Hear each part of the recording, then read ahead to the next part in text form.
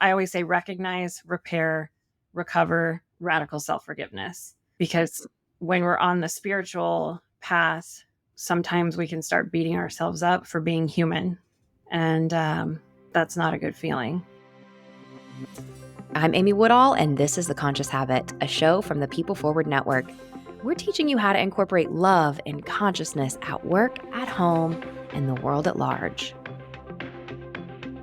You just heard from Lynn Durham. She's the founder of Create Magic at Work, and her podcast is now in its 6th season and is on the People Forward Network.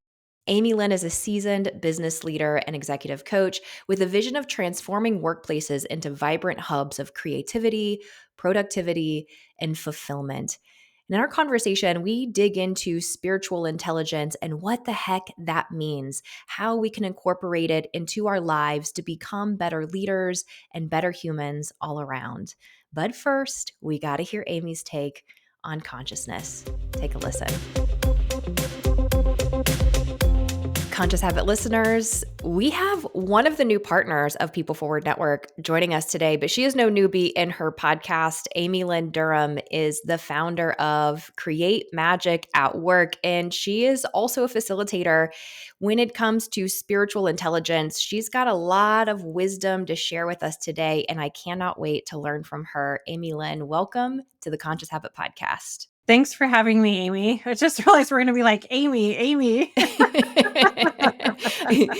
It's the Amy and Amy show. Yeah. Oh, well, I have heard just incredible things about you and the work that you're doing in the world. I love when people who are just doing conscious work, but in such different ways, get to come together and like learn from each other. And I'm just so like leaning into what you're doing and so fascinated by the work that you're doing in the world. And so I'd love for you to just share with the audience as we kick off every episode. We want to ask our interviewees what consciousness means to you. So when you hear that word, Lynn, what resonates? I don't know if this is exactly what it means to me, but like when you say that, I immediately go to unity consciousness. Like, what does it mean that where we are all connected, where we are all one, where I am you? Unity consciousness, all things everywhere, all at once, connected. Is this something that you've always fundamentally believed? Because I think this works its way into your work too. Is this a belief system you've always had? Or can you share with me a little bit of your journey on this belief that everything is connected? Yeah, it absolutely is not something that I've always had. I was such a brat in my 20s. um, I had some moments in my life that were not pleasant. And some people might call them the dark night of the soul, maybe a few of those times. And looking back, I think those moments really cracked me open to know that I am not immune from life happening to someone, for someone. And that really helped me have my spiritual awakening. Like one day I just had this moment. I know some people don't have this moment, so I don't want to talk about it like I had a spiritual awakening, right? Because sometimes it's just this beautiful trajectory, but I really did. I had a moment, a day that I felt just really cracked open. I was going through some really rough times in my life, and I went and saw a healer. I was at like my wit's end trying to break through, and I did. And it took a while to get there, but that moment changed my life. I had a chakra clearing that I'd never even heard of before. This was in my like early 30s, and I walked out of there, and I did some regression therapy as well during that time. Never even heard of it. Just had this huge moment in there, and I walked out of there and my entire life changed. I mean, the colors of the trees were brighter. I had so many things going on in my life. I used to be known, Amy, as the bad luck girl. Truly, just everywhere I went, I'd park my car, the glass would get shattered, and a purse would get ripped out because I'd leave my purse in there. I was so absent-minded. People would say to me, "Gosh, I don't want your luck." Like those were like the statements that were said to me, and Yeah, my life really changed, and I think part of thinking back, it's like the universe, will whisper, and if you know that quote, "The universe will whisper, and if you don't hear it whispering, it's gonna scream." I'm one of those people that needed to be screamed at to wake up, and and I got screamed at, but that's a whole other show. So I stepped into this whole new world of really understanding why I was here, what I was here to do, and what the deeper meaning is in life and what the gifts were in the stressful times. It's always interesting to hear people's path too, because for some people, it is a slow kind of getting to understanding whatever their level of consciousness is. Everybody's on a different path. It's very unique. For some people, it's very abrupt. And it's like one moment in a day, everything was clear. They knew, they saw life differently. And we've heard everything on the show from like, at 13, I had my spiritual awakening, which I was like, wow. Like, nope, that wasn't my journey.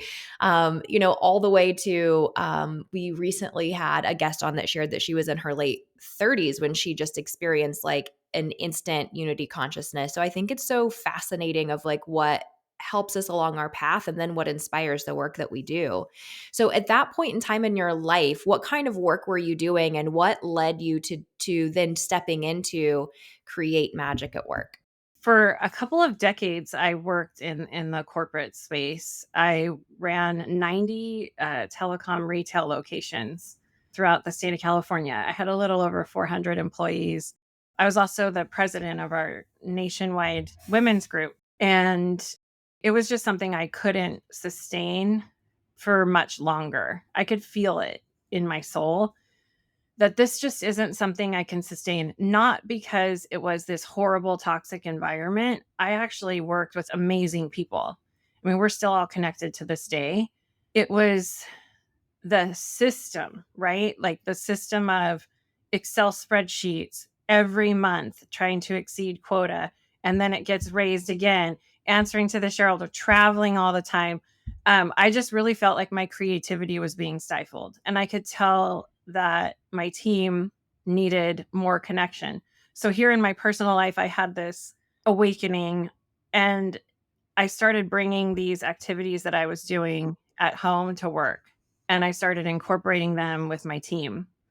And in hindsight, they were spiritually intelligent exercises, helping people tap into their spiritual intelligence from a faith neutral lens. And I knew I was going to leave my job. And so I wanted to leave on top because I didn't want people to say, oh, she couldn't hang. For like, all of I'm kind of competitive. And also at the same time wanted to prove that you can succeed in positive ways without pitting people against each other in unhealthy ways. And that's what I did. I did all of those activities with my team. I didn't tell anybody that I was planning to leave for a year. It was really about how am I going to leave and what do I want to leave behind as I move forward. And I took all those activities and I put them in Create Magic at Work, the book, and I started Create Magic at Work, the brand. And it is not that simple and easy as I just said it at all. But here we are today. Yeah. It's always like when we have to sum up our story, we're like, it sounds very simple, but let me tell you the complicated journey that comes along with that. So in a nutshell, tell us what is Create Magic at Work? What is the work that you're doing in the world? And tell us about the type of clients that you work with as well. Yeah. Create Magic at Work was really born from the book, and it was designed to bring childlike, whimsical feelings, playfulness really back to the workplace. I joke that I wrote it for the beer drinking golf guys I used to work with. The frat bros of the corporate world. Yeah, exactly. Because they were amazing. They had the biggest hearts and they just needed a place to start. So it's kind of a really beautiful creative jumping off point. So that happened. And then I got my executive coaching certification from UC Berkeley. And Create Magic at Work is private coaching, workshops, training, and products, all surrounding going beyond EQ. into the spiritual intelligence space from a faith neutral lens. Well, let's dig into that. First of all, I love that you keep saying faith neutral because I think that's important for people to know and hear because we say spirit. And a lot of times our ego can be hooked by the word spirit. And I know that ego is a part of the work that you do in spiritual intelligence. But to me, ego means that little voice within that needs to make right and wrong and has a lot of judgment and is very protective. It's not all bad, but it's like there is a means of protection. And so there's times we might hear someone share a belief system that doesn't jive with ours and the little ego says that's wrong, that's bad, I can't have that. That's, rather than tapping into what's a higher truth that could go beyond kind of that block that I'm creating. So many of us know emotional intelligence. I don't want to say all of us. I don't want to take that for granted, but many of us know emotional intelligence. And what you're doing is spiritual intelligence. My gut says they go hand in hand. Can you kind of describe the connection between the two and then also the difference? In some of the teachings, we get to spiritual intelligence through emotional intelligence. So if you imagine a pyramid and the bottom of it's kind of similar to Maslow's hierarchy, I guess. But if you imagine the bottom of the pyramid's like your physical intelligence, and then the next layer is like your IQ, the next layer is your EQ, your emotional intelligence, and then the top is your SQ, your spiritual intelligence.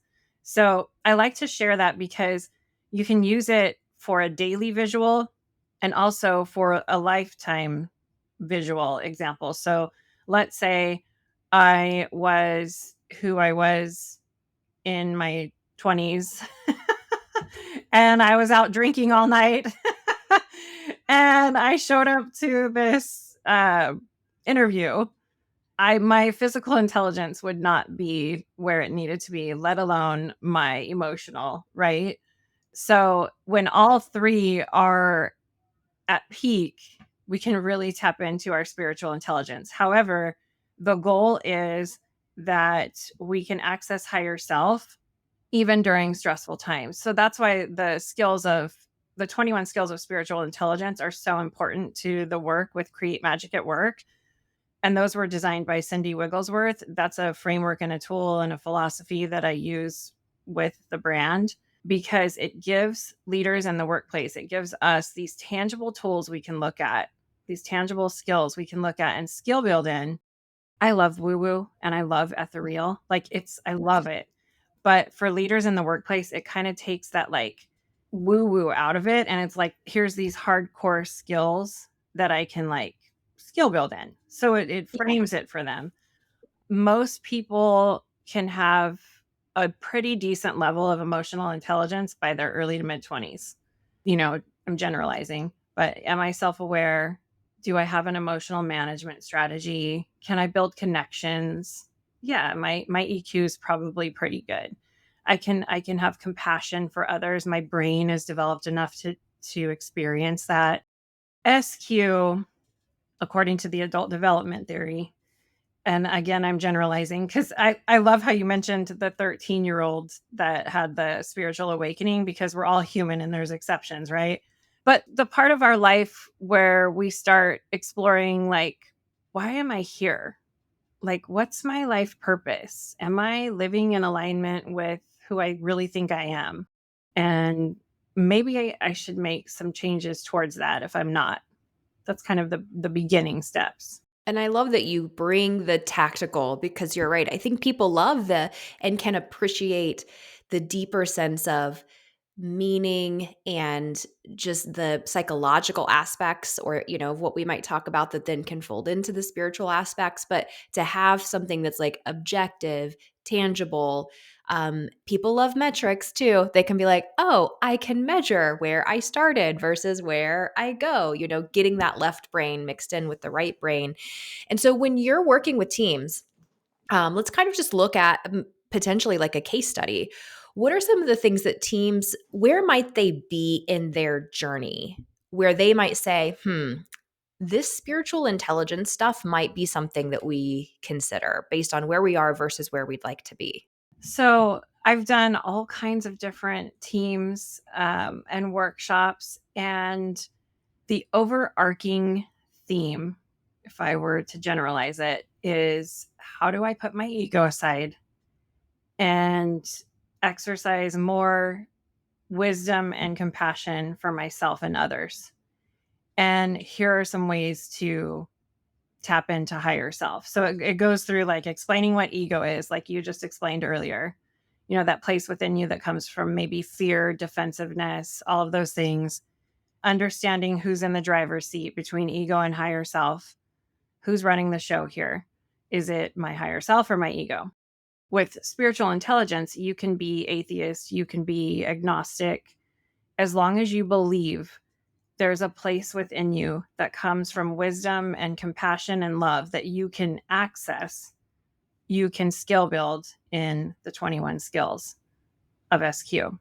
So the Create Magic at Work products, that sounds like deep inner work, right? Like some of it is just deep inner work. Like some of the skills are like being a calming and healing presence, making wise and compassionate decisions, being a wise and effective change agent, seeking guidance from higher self, operating from higher self.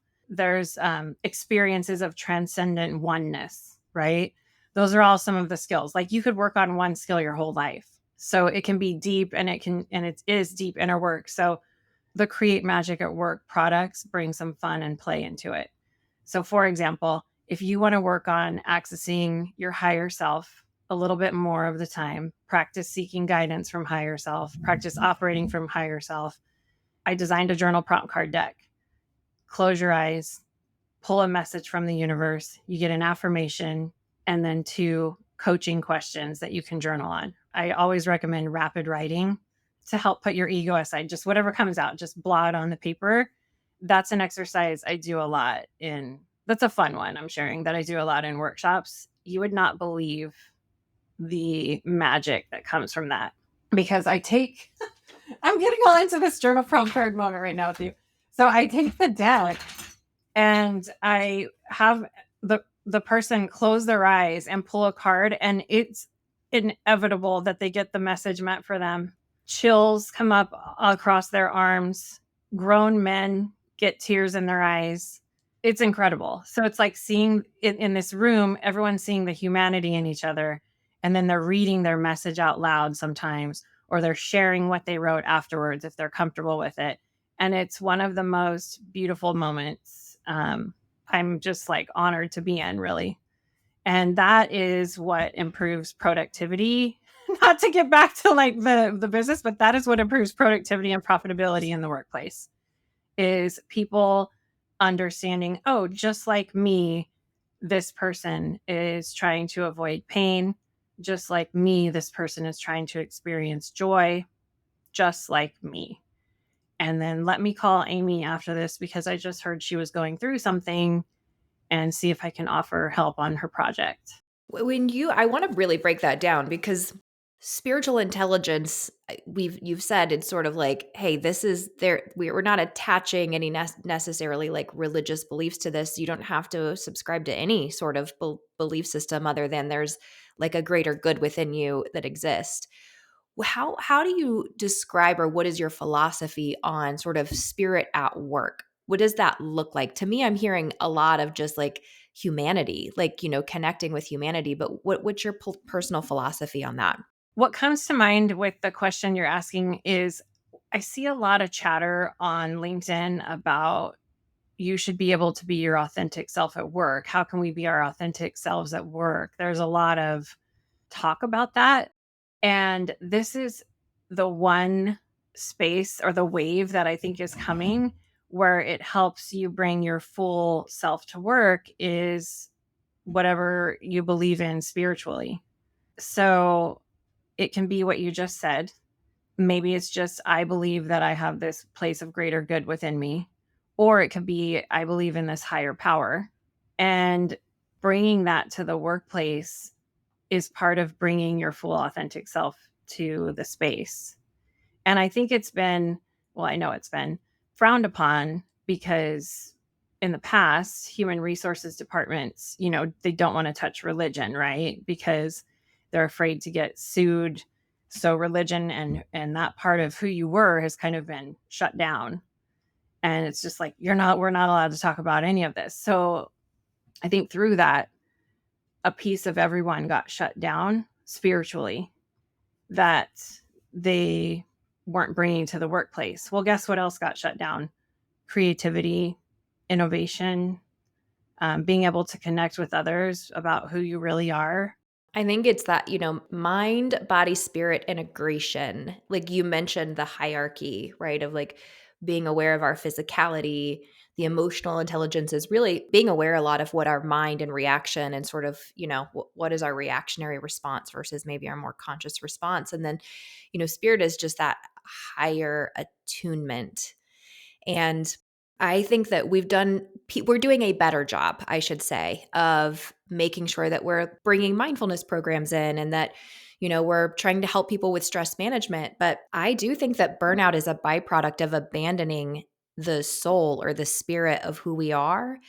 And to me, that feeling of apathy is so much worse than like feeling frustrated or angry, because at least there's still some passion behind that. But like if we just get to apathy, we really truly hit burnout. And I think to me, it is the soul of who we are. The spirit of who we are is just completely void in the work that we're doing. For spirituality, for me, it's like I want to do work for the greater good, and I want to seek a deeper sense of meaning in life. One of my favorite definitions of spiritual intelligence is the ability to make wise and compassionate decisions and maintain inner peace, even when I'm under great stress. The ability to make wise and compassionate decisions and maintain inner peace, even when I'm under great stress. And for me, and for anyone that steps into the Create Magic at Work world, that's what skill building and a lot of these skills will give you a larger percentage of time. And it's not easy all the time. Sometimes, I shouldn't even say sometimes. Okay, let me share a story. So in 2021, I was like, oh, I'm going to skill build in Skill 20, and I'm going to be a calming and healing presence. And that's my skill for the year. And I was so excited, and I was like, I'm going to be a calming and healing presence at like level 5, throughout 2021. I'm going to do this. I thought it was going to be amazing. I thought I was going to feel like calm and like, healing the whole year. That was the worst year ever. Because like I was like tested so many times by the universe, right? Like I threw that down, and the universe was like, cool, let's give you some opportunities to practice this. And I had a lot of opportunities to practice. And I had to keep reminding myself, thank you. Thank you for the lesson. Thank you for the practice. I messed up today, but I look forward to practicing tomorrow. And one of my other learning moments too, it just hit me at a whole other layer, a whole other level, was I don't have to be this zened out, meditating yogi in a cave all the time to be a calming and healing presence. Like my biggest aha from practicing that was, as long as I show up operating from my higher self, that's enough to be a calming and healing presence. And that will call you just to operate from your higher self a little bit more. And we'll all rise together in that way. Ladies, imagine taking time away to work on you. Meditation, yoga, transformational work, a chance to have grand adventures and build lasting relationships. Desiree Garcia and I founded High Vibe Tribe Retreats to create just that. And if you're curious about joining us on our next retreat, head over to highvibetriberetreat.com, link in the show notes. I think it's good reminders of like on the path to learning anything, to skill building, right? That was your goal with skill building, is like if it ain't hurting, it ain't changing. It's like there's discomfort. It is part of like skin in your nose. Sometimes we skin our face, but that's part of building the muscle where we are just kind of in it and we become it. It becomes just a part of who we are and we don't have to kind of struggle or remind ourselves. And another part of learning is screwing it up is like, give yourself permission to be like, oh shit, I got the lesson after I did it wrong. That level of awareness is really important in our own growth. When you look at that, there's 21 skills. So this is an assessment that people can take. They can take it with you. There's an opportunity to hop on your website. They can take it online. Leadership teams could take it together. When you're looking at these 21 skill sets, how do people know? Is it sort of like stacked ranked, or will it tell them here are the ones that we recommend you skill build for your success or to tap into your highest self? How do people get the feedback on what they need to work on? Yeah, so it tells you where you're at from a level 0 to a level 5 on each skill, and it does not recommend what you work on. That's for you to determine on your own or with me as your coach, but we will dive into what resonates most with you. If you don't care about a skill, if you're like, that doesn't really, I don't even really care about that, perfect. We don't have to dive into that. Also, I really don't care about the scores too much. It's like a totally different assessment. I tell my clients that taking the assessment is like a spiritual experience in itself. And you should really take it at a time where it's quiet, light a candle, you feel really tapped in, because just taking the assessment is an experience itself. It's not like you're going to hop on and fill out some quiz real quick and use that to really get some insights as you're going through it. I don't really care what the scores are. They might show a blueprint of where you are today in your life, but that might be different a month from now, and that's okay. If you get a 0, everyone's programmed to kind of like hone in on the zeros if they come back. Like, oh, let's like, I want to talk about the 0. I mean, in the SQ coaching group, we call them precious zeros.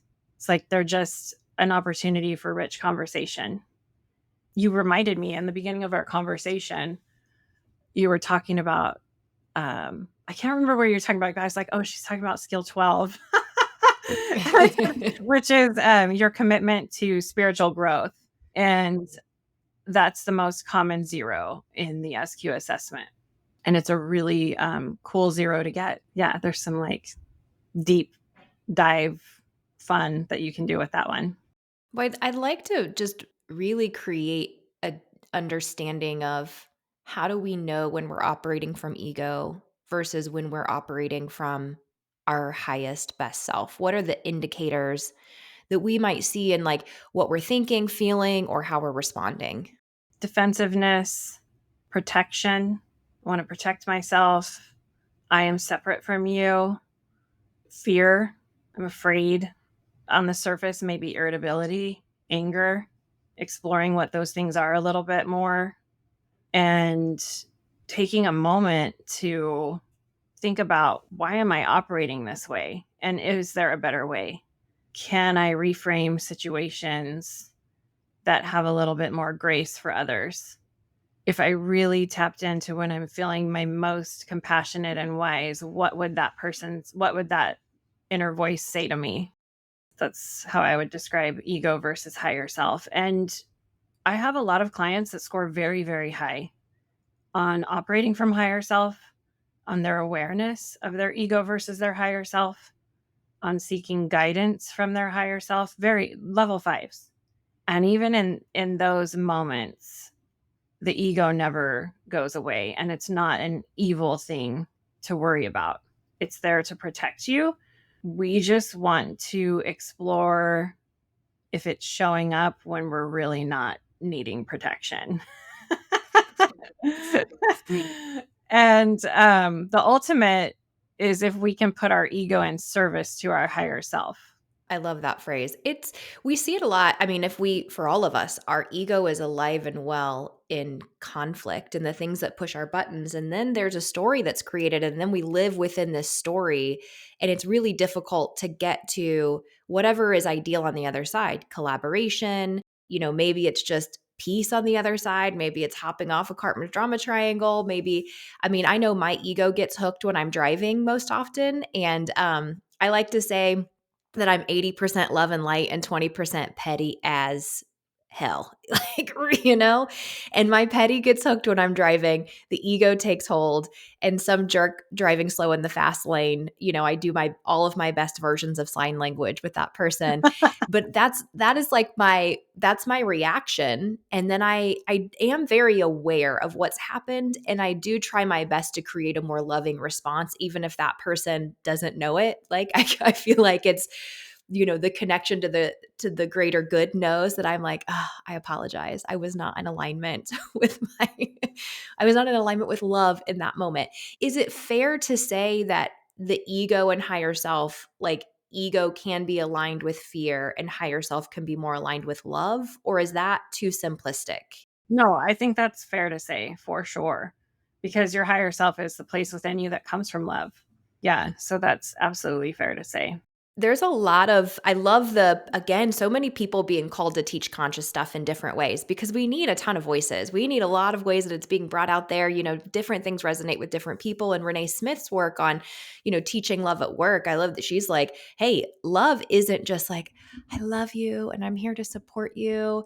Love is like, we've got to have a tough conversation. Love is creativity. It is allowing people to dream. Like, love shows up in so many different ways. So I'm really fascinated by this spiritual intelligence and the ability for people to learn how to lean into that space within themselves more often.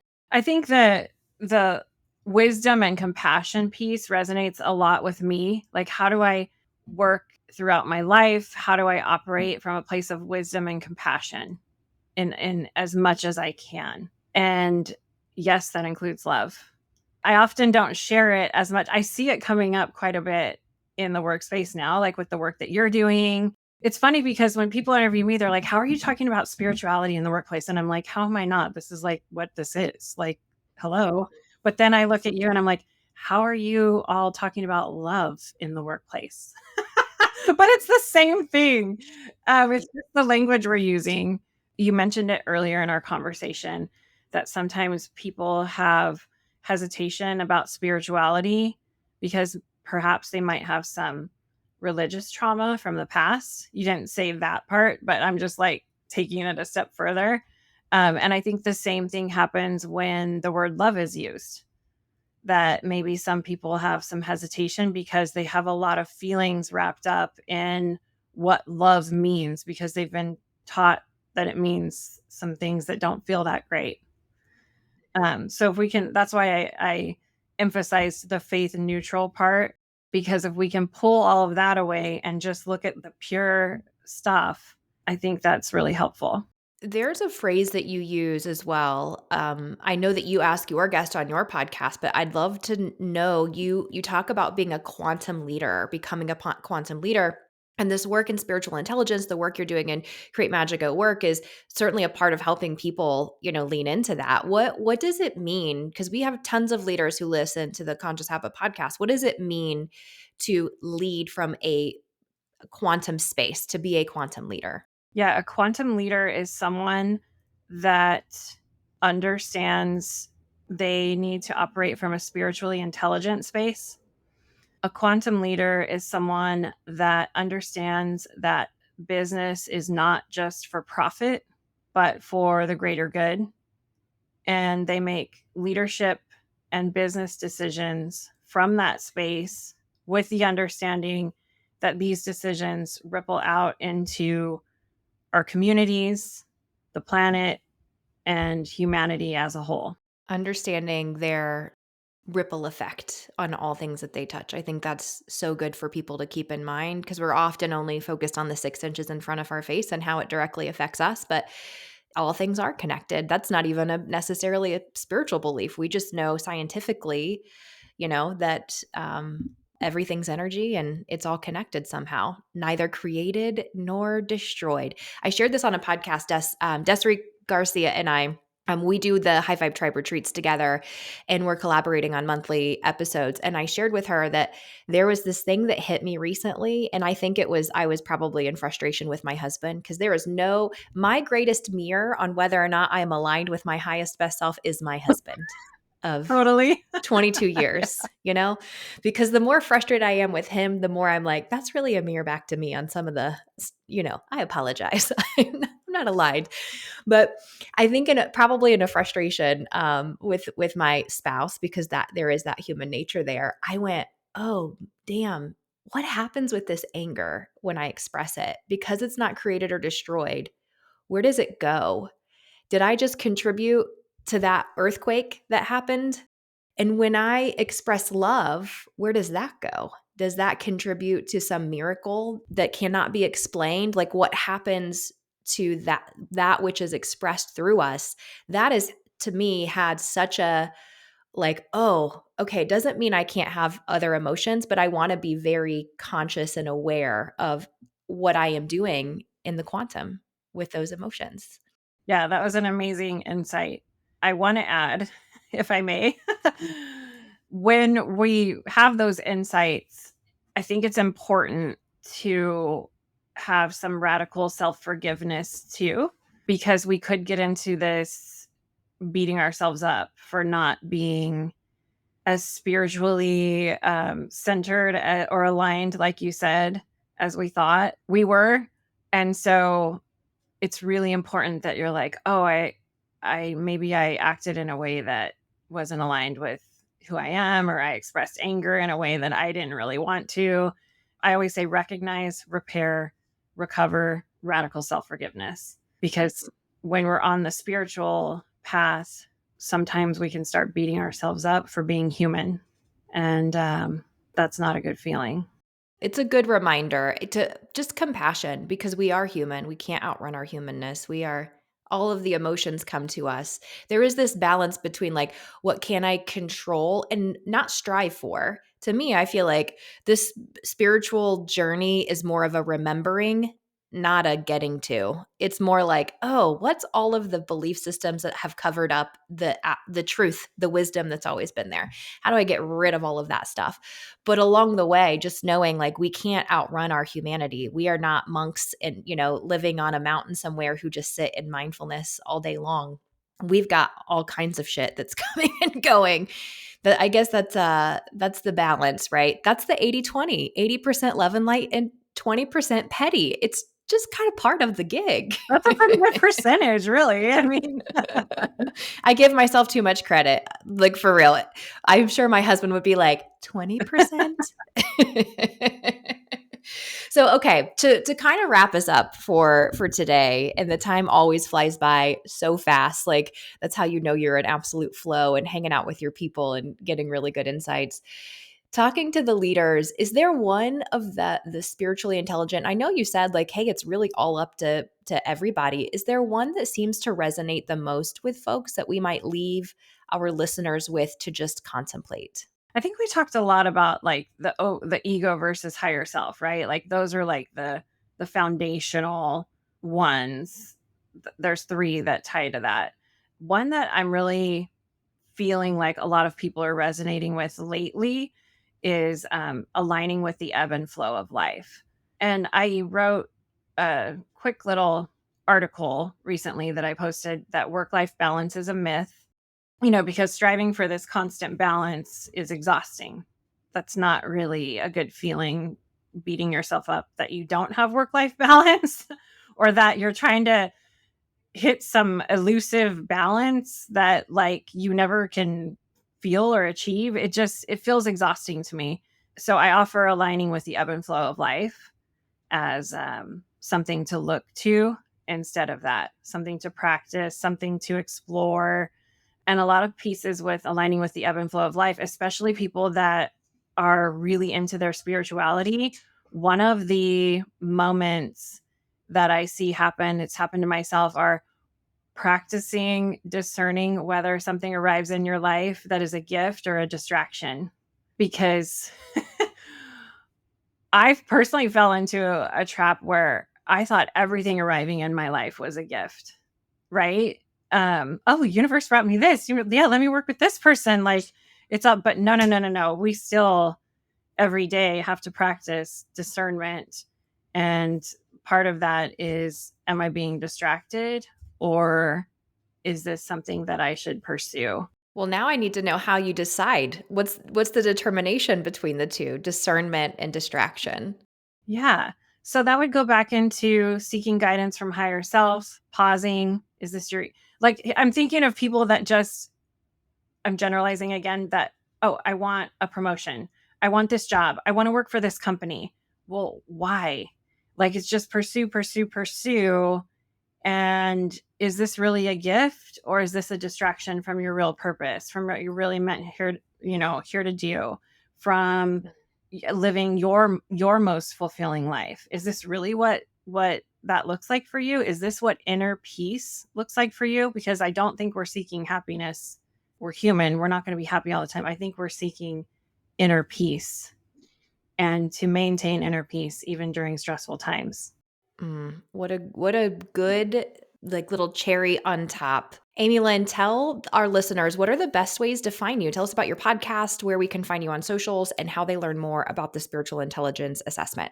Everything's on createmagicatwork.net. So it's .net. And I'm on LinkedIn quite a bit under Amy Lynn Durham. You will see lots of resources on both the website and on LinkedIn. And the podcast Create Magic at Work is really resonating with people. And we weave spiritual intelligence through every single episode. And it's a lot of fun. And there's some really amazing people that I talk to about that in the workplace. And don't forget to check out the shop for fun on Create Magic at Work, because the journal prompt cards are there, the journal. They have really cute like illustrations that have deep symbolism in them. I use an illustrator that's super magical. So check it out and bring a little magic to your life in that way. I love that. And I'm so excited to listen to season 6 now on the People Forward Network. Yeah, it's going to be good. Awesome. Amy Lynn, thank you so much for spending some time with us and sharing your wisdom. Yeah, this has been amazing. Thank you, Amy. Before we wrap up this episode, here are my 3 takeaways from Amy Lynn and how we can incorporate them into our lives. Number 1, the whole concept of spiritual intelligence. I loved this conversation where Amy Lynn is helping people incorporate the spirit or the soul of who they are into their work so that they can better connect to themselves and also to the world around them in a more deeply meaningful and wise way. We often are reflective or talk about emotional intelligence, which, to Amy Lynn's point, is needed in order to truly be spiritual intelligent, but it looks like we could be missing the mark. And when our conversation converged into burnout often is a byproduct of us abandoning that spiritual intelligent part of ourself, it sounds like her work is really able to help us mend those pieces. Number 2, ego versus higher self. I love this work. Many of us who are doing conscious work are teaching this in the workplace. And I love how Amy Lynn shared her idea of how we know the difference between when ego is driving, when we're in fear, when we're in lack, when we are in uncertainty, when we are in judgment, versus when highest self, that place within us that has a deeper wisdom, comes to play. When we are aligned with love, with joy, with openness, and with connection. Are you aware, or are you reflective on when your ego versus your highest self is in charge? And then lastly, she left us with that great nugget about how, you know, work life balance is BS. I actually have talked about this a ton. I get so geeked out when other people are teaching this in the world because, as a mom and a business owner, I'm like, yeah, it's BS. We've been trying to balance something that doesn't exist. So, preach, sister, preach.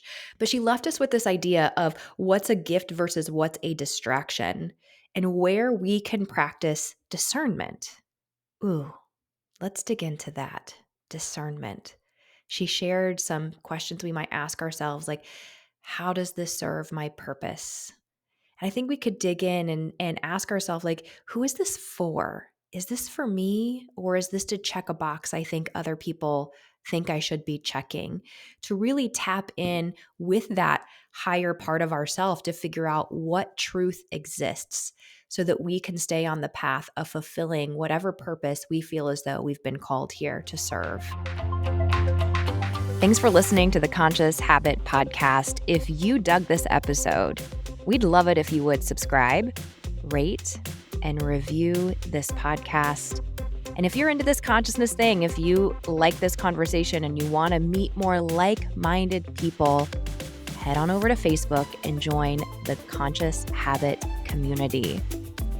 Until next time, do the world a favor and go love yourself.